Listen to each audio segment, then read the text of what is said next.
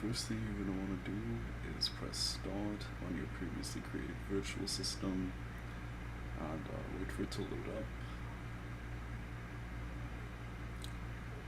And when it comes up, you want to go up to the top left here and input a Control-Alt-Delete so you can sign in using the password we created last time.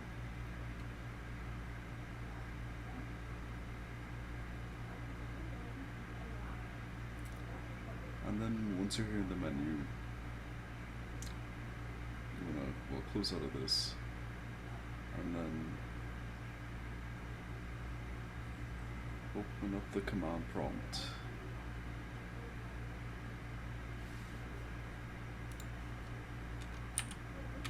Next you want to press Windows plus R and open up the command prompt.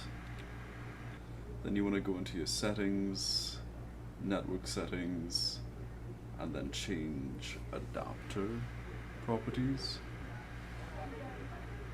Double click on this and then go to IPv4.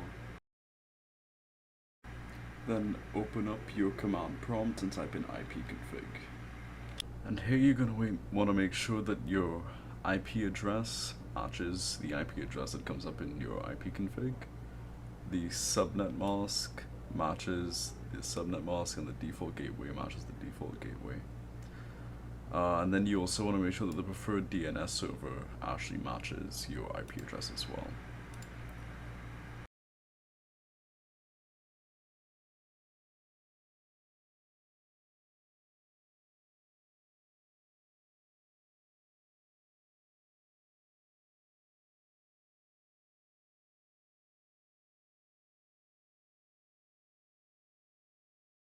Okay, the next thing you can do is actually check your local server properties to make sure everything is the way that you want it and the last step actually worked properly. And then you want to add roles and features. You can just click next up until you get to server roles, and then you want to add Active Directory, Domain Services, and DNS Server.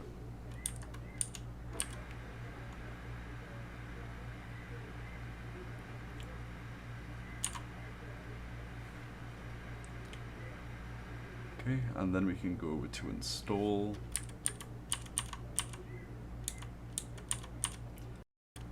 Okay, once this installation is done, promote this server to domain controller, and then you'll need to add a new forest and create the root domain name. Now, it doesn't really matter what you name it as long as it ends in .local. So this one is going to be called server1.local. And you can click next.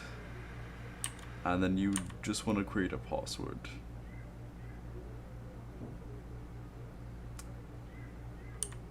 I'll use a slight variation to the actual login password, and it should be fine.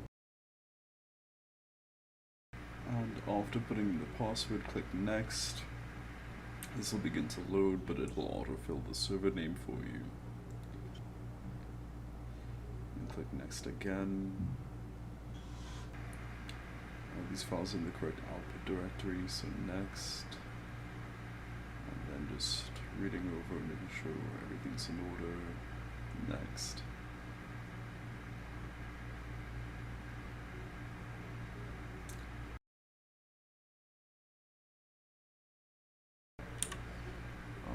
You just click next, and then install.